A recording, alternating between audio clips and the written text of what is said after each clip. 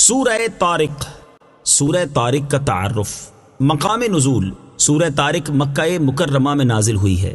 آیات، کلمات اور حروف کی تعداد، اس سورت میں ایک رکوع، 17 آیتیں، 61 کلمے اور 239 حروف ہیں۔ طارق نام رکھنے کی وجہ، اس ستارے کو طارق کہتے ہیں جو رات میں خوب چمکتا ہے، نیز رات میں آنے والے شخص کو بھی طارق کہتے ہیں۔ اور اس سورت کی پہلی آیت میں اللہ تعالیٰ نے اس ستارے کی قسم ارشاد فرمائی ہے، اس لیے اسے سورہ طارق کہتے ہیں۔ سورہ طارق سے متعلق 2 احادیث۔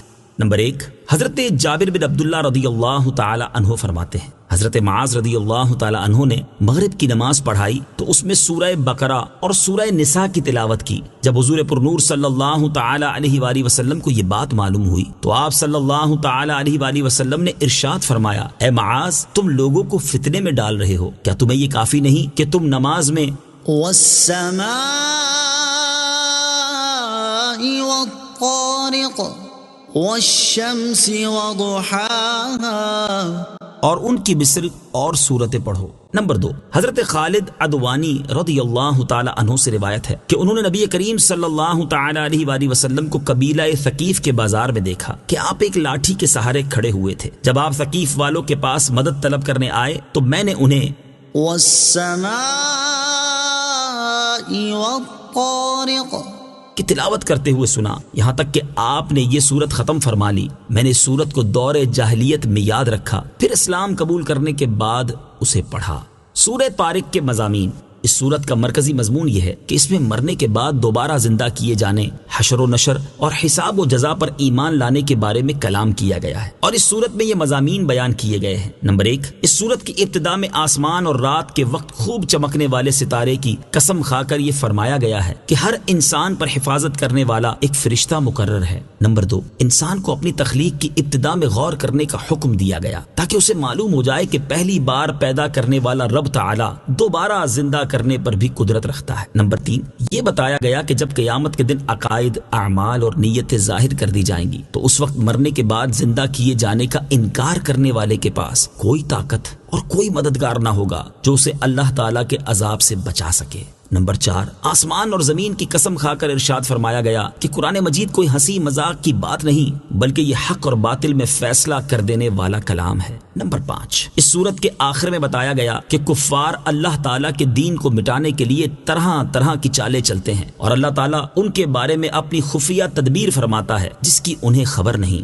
سورہ بروج کے ساتھ مناسبت، سورہ طارق کی اپنے سے ماقبل سورت بروج کے ساتھ ایک مناسبت یہ ہے کہ دونوں سورتوں کی ابتدا میں آسمان کی قسم ارشاد فرمائی گئی۔ دوسری مناسبت یہ ہے کہ دونوں سورتوں میں مردوں کو دوبارہ زندہ کیے جانے پر کلام کیا گیا ہے۔ تیسری مناسبت یہ ہے کہ دونوں سورتوں میں قرآن مجید کو جھٹلانے والوں کا رد کرنے کے لیے قرآن مجید کے اوصاف بیان کیے گئے ہیں۔ بسم اللہ الرحمن الرحیم۔ ترجمہ، اللہ کے نام سے شروع جو نہایت مہربان رحمت والا ہے۔ والسماء والطارق وما أدراك ما الطارق النجم الثاقب إن كل نفس لما عليها حافظ۔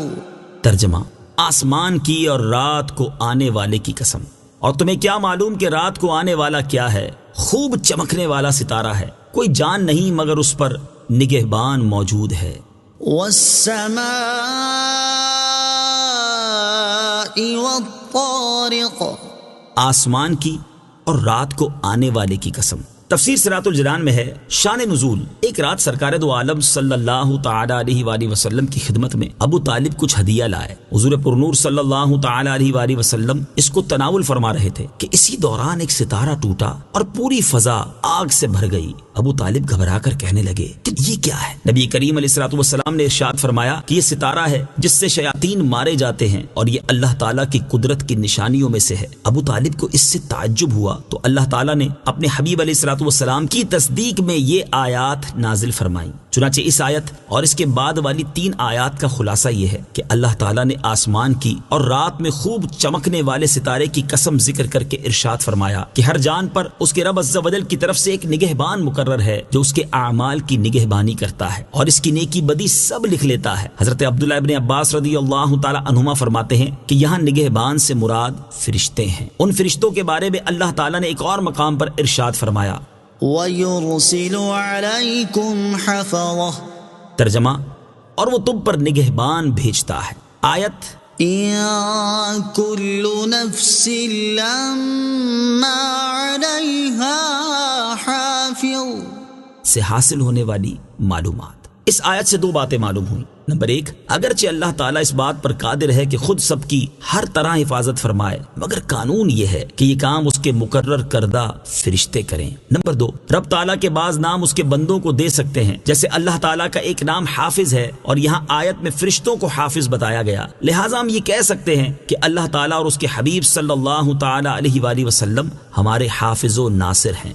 فَلْيَنظُرِ الْإِنسَانُ مِمَّ خُلِقَ، ترجمہ، انسان کو غور کرنا چاہیے کہ اسے کس چیز سے پیدا کیا گیا۔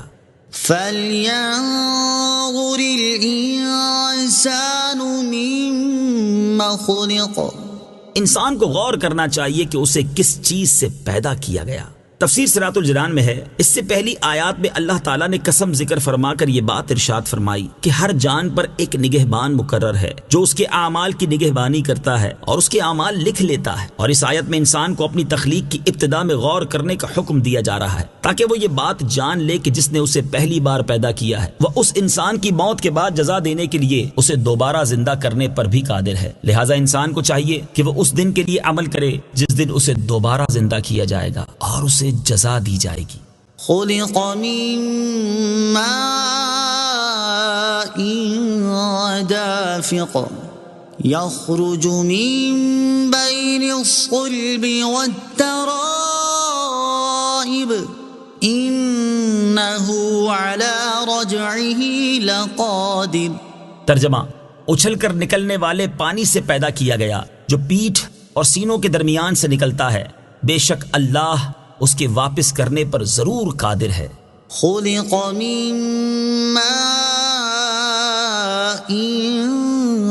دَافِقٍ، اچھل کر نکلنے والے پانی سے پیدا کیا گیا۔ تفسیر صراط الجنان میں ہے، یہاں سے وہ چیز بیان کی گئی ہے جس سے اللہ تعالیٰ نے انسان کو پیدا فرمایا ہے۔ چنانچہ اس آیت اور اس کے بعد والی آیت کا خلاصہ یہ ہے کہ اللہ تعالیٰ نے انسان کو اچھل کر نکلنے والے پانی یعنی مرد اور عورت کے نطفوں سے پیدا کیا جو کہ عورت کے رحم میں مل کر ایک ہو جاتے ہیں، اور یہ نطفہ مردوں کی پیٹھ اور عورتوں کے سینوں کے درمیان سے نکلتا ہے۔ حضرت عبداللہ ابن عباس رضی اللہ تعالی عنہما فرماتے ہیں کہ یہ پانی عورت کے سینے کے اس مقام سے نکلتا ہے جہاں ہار پہنا جاتا ہے، اور انہی سے منقول ہے کہ عورت کی دونوں چھاتیوں کے درمیان سے نکلتا ہے۔ یہ بھی کہا گیا کہ منی انسان کے تمام اعضاء سے برآمد ہوتی ہے اور اس کا زیادہ حصہ دماغ سے مرد کی پشت میں آتا ہے، اور عورت کے بدن کے اگلے حصے کی بہت سی ان رگوں میں سے آتا ہے جو سینے کے مقام پر ہیں، اسی لیے یہاں ان دونوں مقامات کا ذکر خصوصیت سے فرمایا گیا۔ إِنَّهُ عَلَى رَجْعِهِ لَقَادِرٌ، بے شک اللہ اس کے واپس کرنے پر ضرور قادر ہے۔ تفسیر صراط الجنان میں ہے، یعنی انسان کا اپنی تخلیق میں غور کرنے کا نتیجہ یہ ہے کہ جس رب تعالیٰ نے انسان کو نطفے سے پہلی بار پیدا کر دیا تو وہ انسان کی موت کے بعد اسے دوبارہ زندگی کی طرف لوٹا دینے پر خاص طور پر قادر ہے۔ يَوْمَ تُبْلَى السَّرَائِرُ فَمَا لَهُ مِن قُوَّةٍ وَلَا نَاصِرٍ، ترجمہ، جس دن چھپی باتوں کو جانچا جائے گا تو آدمی کے پاس نہ کچھ قوت ہوگی اور نہ کوئی مددگار۔ يَوْمَ تُبْلَى السَّرَائِرُ، جس دن چھپی باتوں کو جانچا جائے گا۔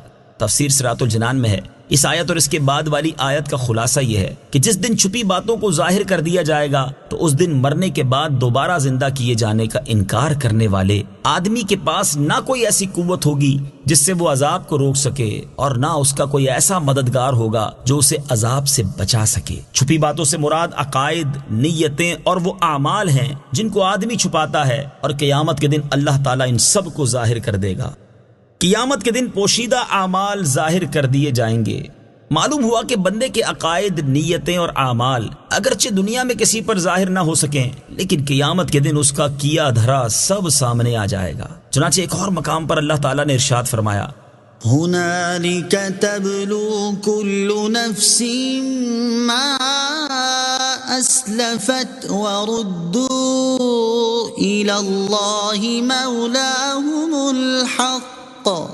ترجمہ، وہاں ہر آدمی اپنے سابقہ اعمال کو جانچ لے گا اور انہیں اللہ کی طرف لوٹایا جائے گا جو ان کا سچا مولا ہے۔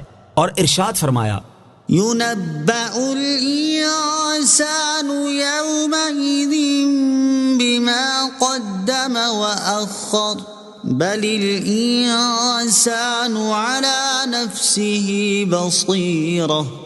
ترجمہ، اس دن آدمی کو اس کا سب اگلا پچھلا بتا دیا جائے گا، بلکہ آدمی خود ہی اپنے حال پر پوری نگاہ رکھنے والا ہوگا۔ لہٰذا ہر ایک کو چاہیے کہ اپنے ظاہری اعمال درست کرنے کے ساتھ ساتھ اپنے باطنی اور پوشیدہ اعمال کو بھی درست کرے تاکہ قیامت کے دن لوگوں کے سامنے رسوا ہونے سے بچ سکے۔ والسماء ذات الرجع والأرض ذات الصدع إنه لقول فصل وما هو بالهزل۔ ترجمہ، اس آسمان کی قسم جو لوٹ لوٹ کر برستا ہے اور پھاڑی جانے والی زمین کی، بے شک قرآن ضرور فیصلہ کر دینے والا کلام ہے اور وہ کوئی ہنسی مذاق کی بات نہیں ہے۔ والسماء ذات الرجع، اس آسمان کی قسم جو لوٹ لوٹ کر برستا ہے۔ تفسیر صراط الجنان میں ہے، توحید اور حشر و نشر کے دلائل بیان فرمانے کے بعد یہاں سے زمین و آسمان کی قسم ارشاد فرما کر قرآن پاک کی حقیقت کو بیان کیا گیا ہے۔ چنانچہ اس آیت اور اس کے بعد والی 3 آیات کا خلاصہ یہ ہے کہ اس آسمان کی قسم جس سے بار بار بارش اترتی ہے، اور اس زمین کی قسم جسے سبزہ نکالنے کے لیے پھاڑا جاتا ہے، بے شک قرآن ضرور فیصلہ کر دینے والا کلام ہے کہ یہ حق اور باطل میں فرق و امتیاز کر دیتا ہے، اور قرآن کوئی ہنسی مذاق کی بات نہیں ہے جو نکمی اور بیکار ہو۔ ان آیات میں اس بات کی طرف اشارہ ہے کہ آسمان جس سے بار بار بارش نازل ہوتی ہے، یہ زمینی پیداوار، نباتات اور درختوں کے لیے باپ کی طرح ہے، اور پھاڑی جانے والی زمین نباتات کے لیے ماں کی طرح ہے، اور یہ دونوں اللہ تعالیٰ کی عجیب نعمتیں ہیں، اور ان میں اللہ تعالیٰ کی قدرت کے بے شمار آثار نمودار ہیں جن میں غور کرنے سے آدمی کو مرنے کے بعد دوبارہ زندہ کیے جانے کے بہت سے دلائل ملتے ہیں۔ قرآن فیصلہ کن کلام ہے۔ قرآن مجید کی شان اور اس کے علاوہ دیگر شانوں کے بارے میں حضرت علی المرتضیٰ کرم اللہ تعالی وجہہ الکریم فرماتے ہیں، میں نے رسول کریم صلی اللہ تعالی علیہ وآلہ وسلم کو یہ ارشاد فرماتے ہوئے سنا کہ ان قریب ایک فتنہ برپا ہوگا۔ میں نے عرض کی، یا رسول اللہ صلی اللہ تعالی علیہ وآلہ وسلم، اس سے بچنے کا طریقہ کیا ہوگا؟ آپ صلی اللہ تعالی علیہ وسلم نے ارشاد فرمایا، اللہ تعالیٰ کی کتاب جس میں تمہارے اگلوں اور پچھلوں کی خبریں ہیں اور تمہارے آپس کے فیصلے ہیں، قرآن فیصلہ کن ہے اور یہ کوئی مذاق نہیں ہے۔ جو ظالم اسے چھوڑ دے گا اللہ تعالیٰ اسے تباہ کر دے گا، اور جو اس کے غیر میں ہدایت ڈھونڈے گا اللہ تعالیٰ اسے گمراہ کر دے گا۔ وہ اللہ تعالیٰ کی مضبوط رسی اور وہ حکمت والا ذکر ہے، وہ سیدھا راستہ ہے۔ قرآن وہ ہے جس کی برکت سے خواہشات بگڑتی نہیں اور جس کے ساتھ دوسری زبانیں مل کر اسے مشتبہ و مشکوک نہیں بنا سکتی، جس سے علماء سیر نہیں ہوتے، جو زیادہ دہرانے سے پرانا نہیں پڑتا، جس کے عجائبات ختم نہیں ہوتے۔ قرآن ہی وہ ہے کہ جب اسے جنات نے سنا تو یہ کہے بغیر نہ رہ سکے کہ ہم نے عجیب قرآن سنا ہے جو اچھائی کی رہبری کرتا ہے، تو ہم اس پر ایمان لے آئے۔ جو قرآن کا قائل ہو وہ سچا ہے، جس نے اس پر عمل کیا وہ ثواب پائے گا، اور جو اس کے مطابق فیصلہ کرے گا وہ منصف ہوگا، اور جو اس کی طرف بلائے گا وہ سیدھی راہ کی طرف بلائے گا۔ إنهم يكيدون كيدا وأكيد كيدا فمهل الكافرين أمهلهم رويدا۔ ترجمہ: بے شک کافر اپنی چالیں چل رہے ہیں اور میں اپنی خفیہ تدبیر فرماتا ہوں، تو تم کافروں کو ڈھیل دو، انہیں کچھ تھوڑی سی مہلت دو۔ إنهم يكيدون كيدا۔ بے شک کافر اپنی چالیں چل رہے ہیں۔ تفسیر صراط الجنان میں ہے، اس آیت اور اس کے بعد والی 2 آیات کا خلاصہ یہ ہے کہ کفار مکہ اللہ تعالیٰ کے دین کو مٹانے، حق کے نور کو بجھانے اور تاجدار رسالت صلی اللہ تعالی علیہ وآلہ وسلم کو تکلیف پہنچانے کے لیے طرح طرح کی چالیں چل رہے ہیں، اور میں اپنی خفیہ تدبیر فرماتا ہوں جس کی انہیں خبر نہیں۔ تو اے پیارے حبیب صلی اللہ تعالی علیہ وآلہ وسلم، آپ کافروں کی ہلاکت کی دعا نہ فرمائیں، بلکہ انہیں ڈھیل دیں اور انہیں چند روز کے لیے کچھ تھوڑی سی مہلت دیں، کیونکہ وہ ان قریب ہلاک کر دیے جائیں گے۔ چنانچہ ایسا ہی ہوا، اور غزوہ بدر میں انہیں اللہ تعالیٰ کے عذاب نے اپنی گرفت میں لے لیا۔ صدق اللہ العظیم۔